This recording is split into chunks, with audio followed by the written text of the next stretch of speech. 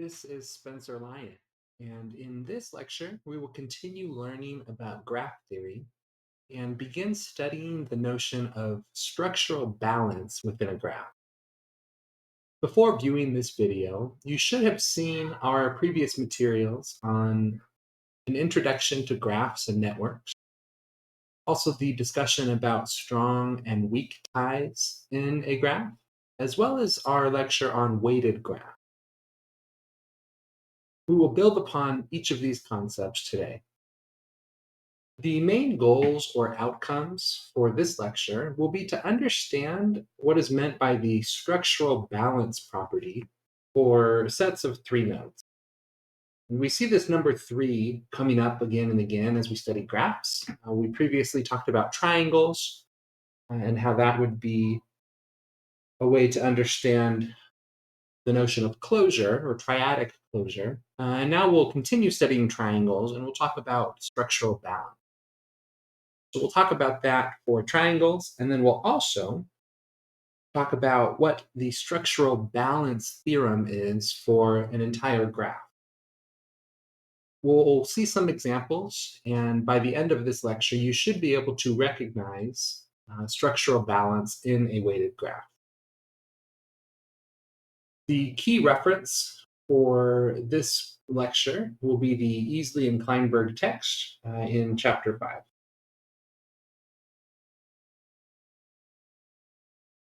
Before we get too far, we'll make sure to import our Python tools that we'll be using. So here we have Network X and Pandas. So we're going to introduce a new concept today that deals with how balanced a graph is. In particular, we'll answer whether or not a set of three nodes or a graph is balanced. And for our discussion, we will need to use weighted graphs, and we will restrict ourselves to consider edges whose weights are one of three different values. We'll say that we have the number one if the two nodes are friends. And while we explain these concepts, have in mind a social network where nodes are people and edges represent relationships, one person to another. Okay, so with that in mind, we'll say that if the weight has a positive one on an edge, we'll say that the two nodes being connected by that edge are friends. You might see the notation plus for this, meaning a positive one. We'll say that the weight is zero, or the edge just doesn't exist, if the two individuals represented by the nodes don't know one another. And finally, we will use a negative one, or just a minus sign, if the two nodes are people that are enemies with one another. So we're not going to consider whether ties are strong or weak. That would require us to be able to have something different than just a positive, zero, or negative. For now, we'll just consider whether we have positives or negatives. Furthermore, we will limit our discussion to what are known as complete graphs, or cliques, where all nodes are connected to all other nodes. We'll relax this a little bit at the end, but for now, as we introduce the concept, we will only consider graphs that are completely connected, every node to every other.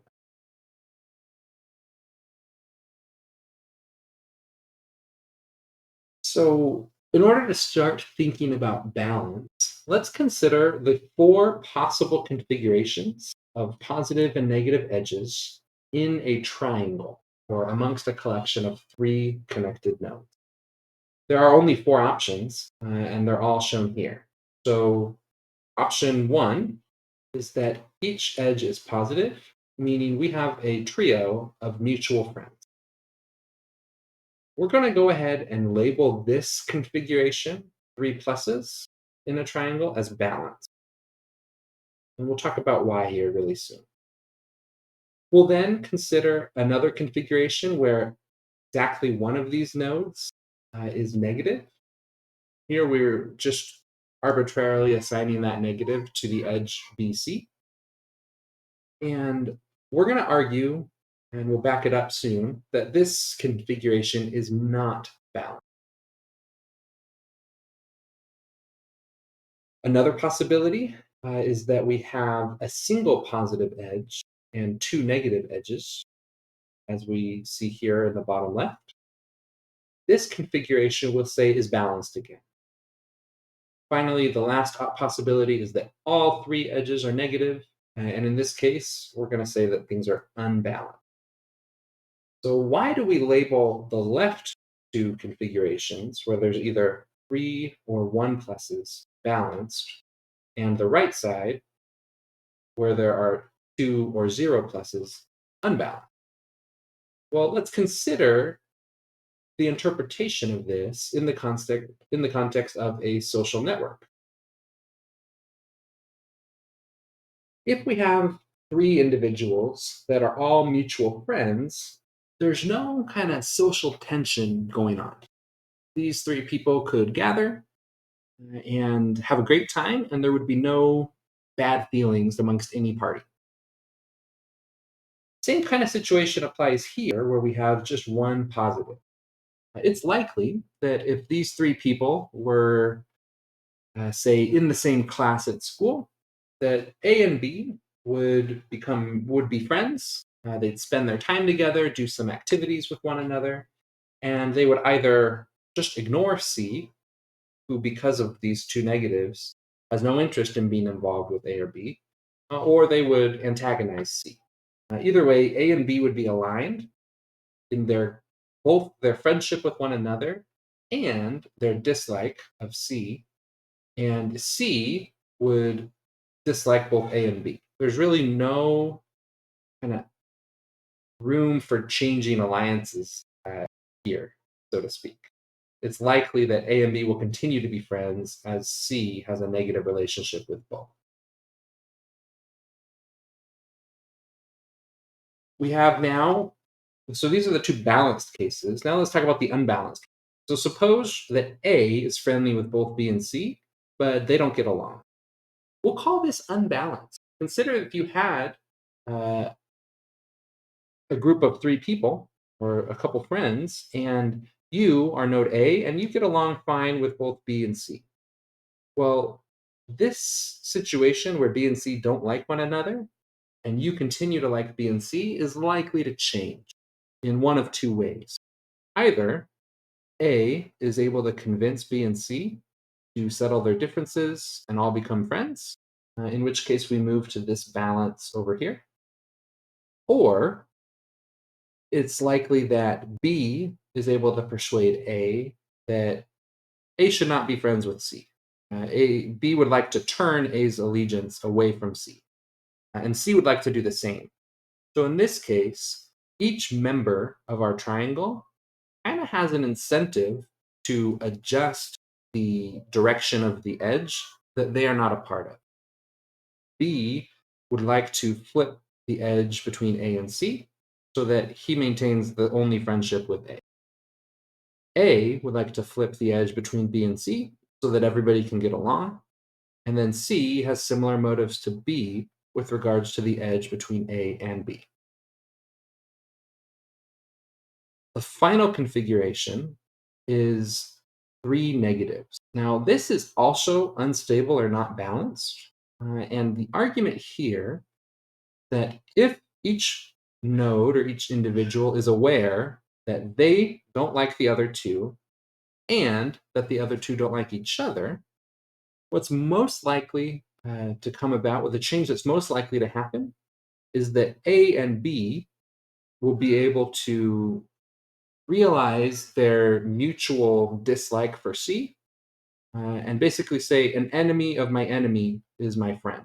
So if A and C are extreme enemies and B and C are also enemies, A might realize, well, I don't really like B, but the fact that B is an enemy to C, whom I very much don't like, I'm willing to work with B. And in that scenario, this edge would flip to become a positive. And then we're back here in this one positive edge situation. We could say the exact same story. It's symmetric for B, maybe flipping the edge here between B and C, or the edge between A and C switching. Either way, this scenario where there are exactly three participants who all do not like one another is unlikely to last. Now, we've been talking about this very loosely. I've kind of just been speaking a little bit about how we might try to interpret the fact that this is labeled balanced and this is labeled balanced. Um, and hopefully, the intuition that I've been trying to build up has come across, but it's not entirely solid, if you will. We're going to try to make it more concrete where we don't have to just tell stories, but we can actually uncover the principles that are behind the stories. So that's where we're headed.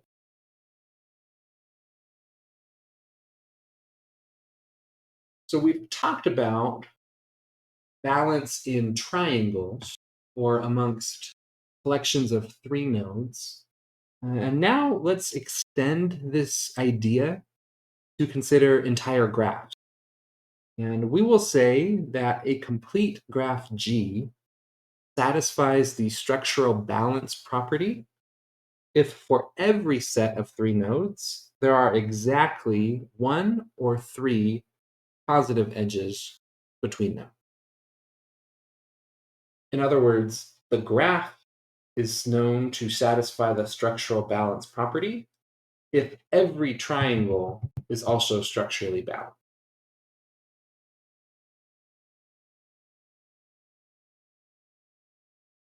So, one implication of this structural balance property is something known as the balance theorem. And here's what the theorem says: if we have a labeled complete graph that satisfies the structural balance property, or for short, we just say is balanced, then one of two things must be true. Either every pair of nodes is between friends, meaning every edge is positive in the whole network, or the other condition is that the nodes can be divided into exactly two groups, X and Y, such that every edge within the X group is positive, every edge within the Y group is positive, and then every edge connecting a member of X to a member of Y is negative. In other words, if we have a graph like this, and we're going to say that this right here, let's call this subset Y, and then we're going to call this right here, we're going to call this X. What we're saying is that every edge here is a positive, every edge here is a positive, and then there's only one of two options. Either every edge connecting an X to a Y is positive, that would be the first condition, or every edge connecting an X to a Y is negative. Those are the only two possibilities if we have a balanced graph.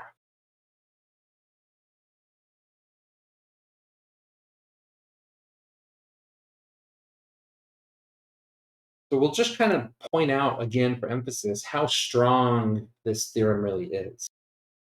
It says that if the graph is balanced, no matter how large it is or how many nodes are contained,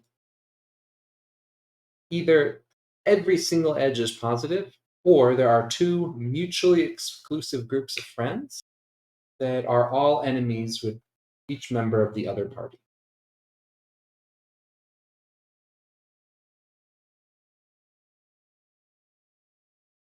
So let's work on proving that this balance theorem must be true.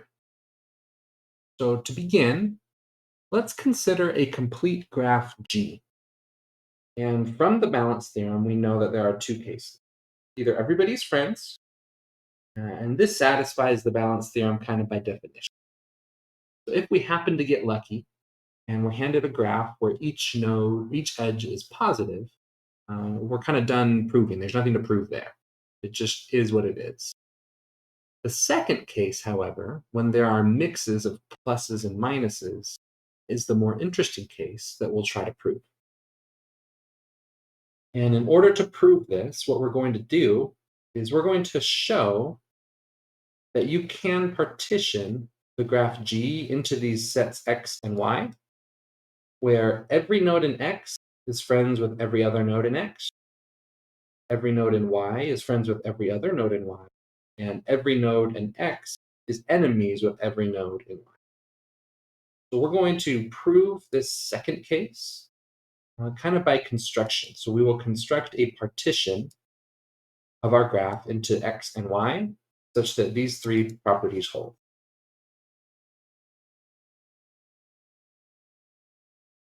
So we're going to start with a complete balanced graph G. Note that that was the kind of condition in the theorem if a labeled complete graph is balanced. So we can take that as given. And we'll call this particular graph G. And we will prove that the balance theorem is true by constructing sets X and Y that satisfy those three conditions above. So the way we're going to do this is we're just going to begin by picking an arbitrary node A, and we're just going to pull a node out of the graph. Then what we'll do is we'll say that all nodes that are friendly to A are going to be put into set X, and all nodes that are enemies to node A, we put into set Y. Because G is complete, meaning A is connected to every other node, this will be an exhaustive list of nodes. Every single node will belong to either X or Y. Now we've used the completeness assumption that we made, and in a second we're going to use the balance.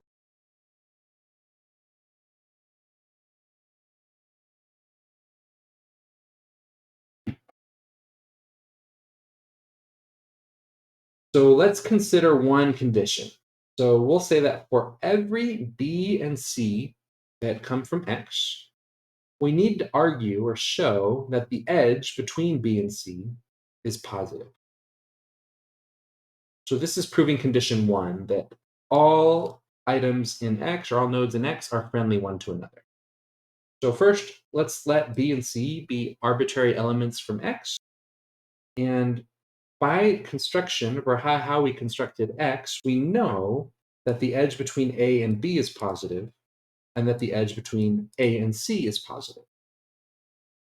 Now, because our graph is balanced, this triangle between A, B, and C has to have either 1 or 3 positive. Well, because AB is positive and so is AC, we're already at 2. So there's no other option other than BC must also be positive. It has to have exactly 1 or 3 because we're already sitting at 2. 1's off the table, so 3's our only option. And so now we've proven that because our graph is balanced, for any members B and C of X, it must be that they are friends one with another. Because we picked B and C arbitrarily, this first condition, that all members of X are friends with each other, we're done. We've just proven that. Now let's consider the second condition, where we have an arbitrary pair D and E pulled from the set Y. And what we need to do is prove that they are friends with one another, that D is friends with E. Well, let's let D and E come from Y. And by construction of Y, remember we put all of A's enemies in Y. We know that the edge AD is negative and that the edge AE is negative. So far, when we've considered 2 of the 3 possible edges, we have 0 positives. Because our graph is balanced, this triangle between ADE must have exactly 1 or 3 positives. After considering AD and AE, we have 0. And because we only have one option left, it must be, by the balance property, that DE is positive.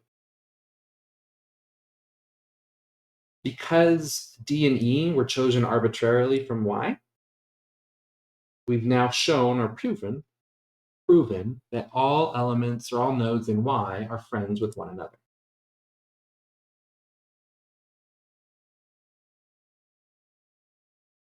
Finally, we have to prove that third condition, which is that for any element in X and any element in Y, the edge between the two is negative. So here we go. Let B be some element of X. Remember, X is all friends of A. And D be some element from all of the enemies of A, which we called Y. By construction of X and Y, we know that AD is negative and AB is positive. By the balance property, we know that the triangle ADB must have exactly 1 or 3 pluses. Because we already have a single plus, which was from A to B, and there's only one more possibility, it must be that this is a negative. If this edge were positive between B and D, we would end up with 2 pluses amongst this triangle, which is unbalanced. That violates our assumption that our graph is balanced. So it must be that B and D are enemies. Now, because we chose B and D arbitrarily, we've now proven that all elements of X are enemies to all elements of Y. And so these were the 3 conditions that we needed to show.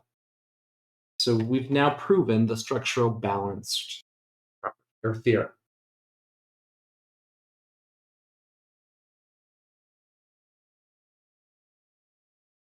As a reminder, what we were seeking to prove was that for any complete balanced graph, we can partition this graph into subsets or components, X and Y, such that all members of X are friends, all members of Y are friends, and all cross relationships are negative. That is true, or everybody's a friend with everybody. Now, this has very interesting implications for fields like social interactions, international relations, and maybe even the behavior of individuals in online settings.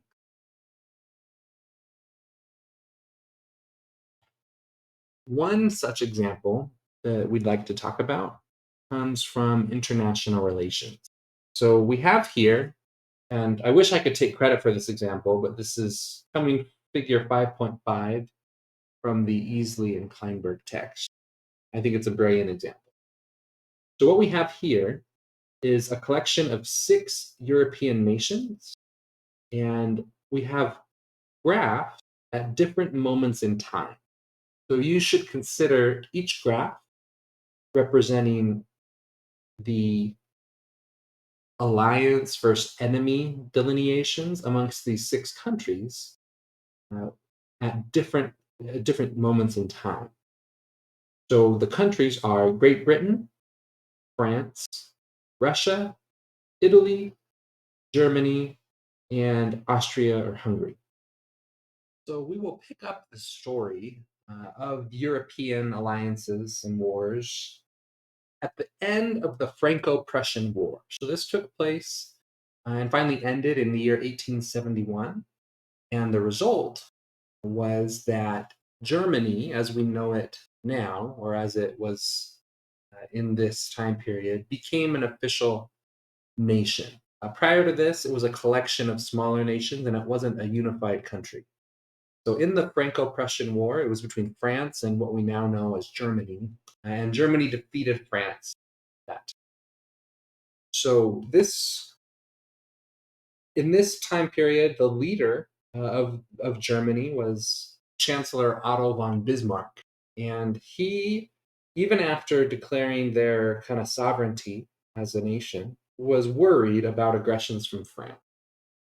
And what he did was he ended up in some very incredible diplomatic moves, forming what was known as the Three Emperors League. He was able to team up with leaders from Austria Hungary, as well as Russia, and together form an alliance. And this would be known as the League of Three Emperors. Notice that Germany uh,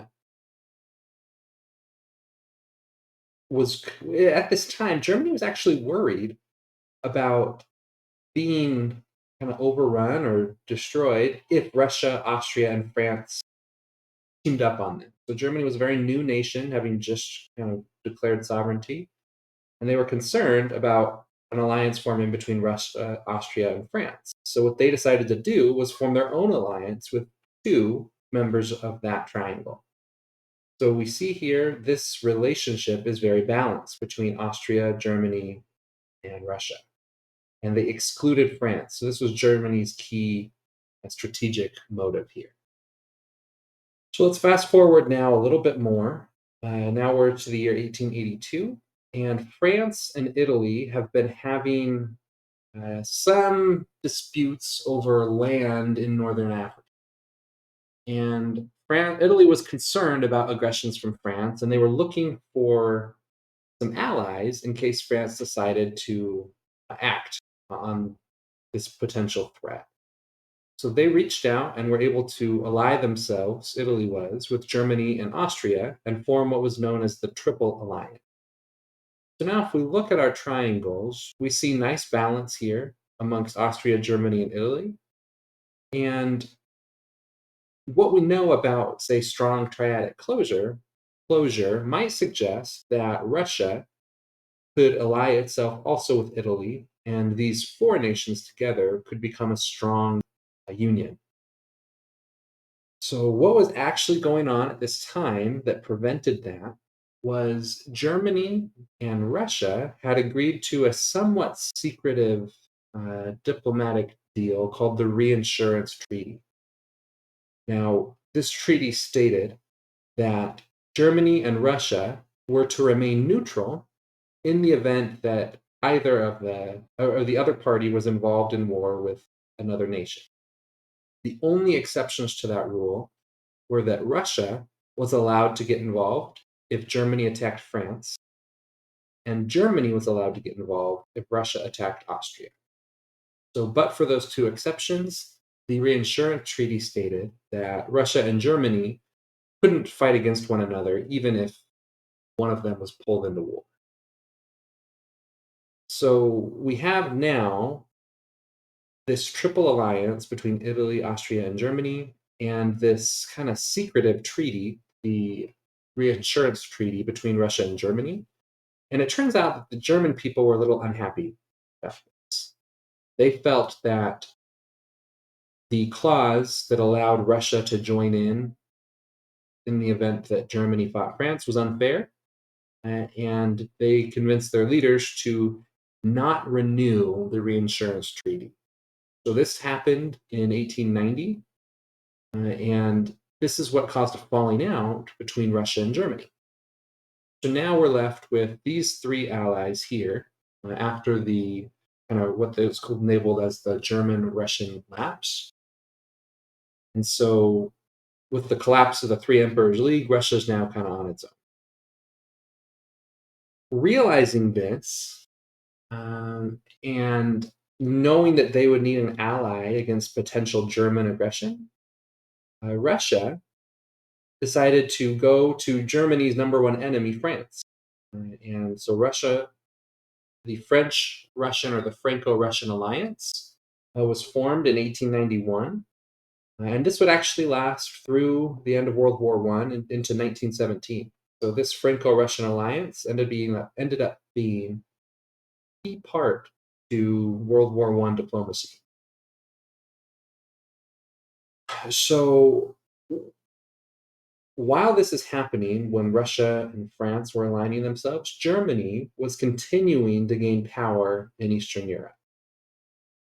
And this was part of kind of Russia's motivation to have an ally in the West. So Britain was seeing this unfold. It was watching Germany go from 1871, winning that Franco-Prussian War, and all the way through now to all the way through the rest of the 1800s, seeing Germany gain more and more power.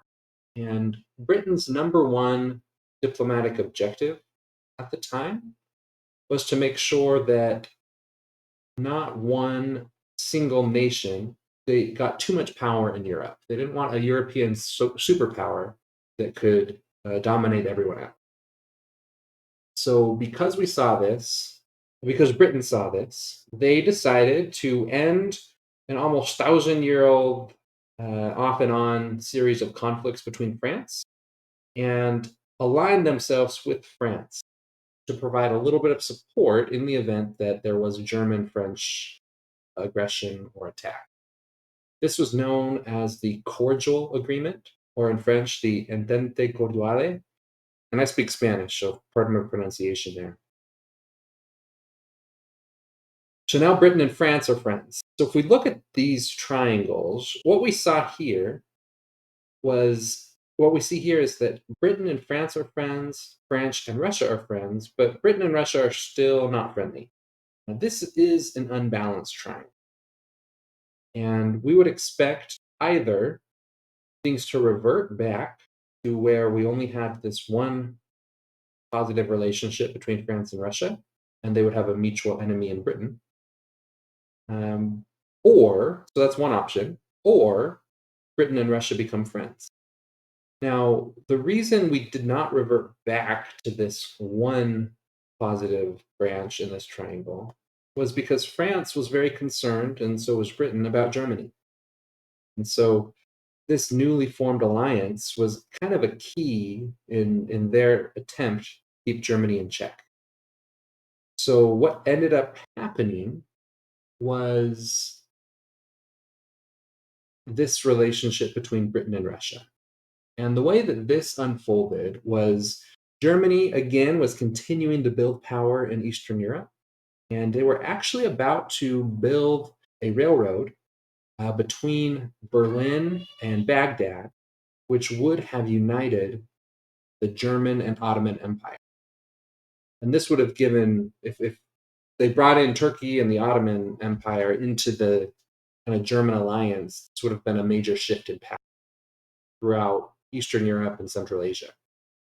So at the time, though, one thing that makes this complicated was that Germany and Russia were actually having some disputes over territorial claims in the Middle East. And they were able, despite these disputes they were having, because of their common enemy, Germany, they were able to put those aside and meet at what was known as the Anglo-Russian Convention in 1907 and form an alliance. And this is completing what is called the Triple Entente. So this was the first kind of agreement here between Britain and France, and now the triple one included Russia. And what we ended up with throughout this kind of 30 plus year history of Europe is we're seeing the balance property play out. We end up with a situation where we have two sets of allies. Over here, we have what is more formally known as the Allies, Britain, France, and Russia.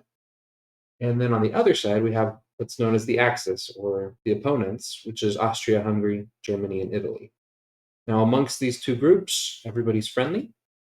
But if you try to go between them and you consider any relationship between, say, Britain and one of Austria, Germany, and Italy, relations were hostile. Same with France and Russia. And the same goes the other direction. Austria was not friendly with any of the Allied members, neither was Germany or Italy. So we have here this balance, if you will, of structural relationships in Europe that led right into the core alliances that fought in World War One.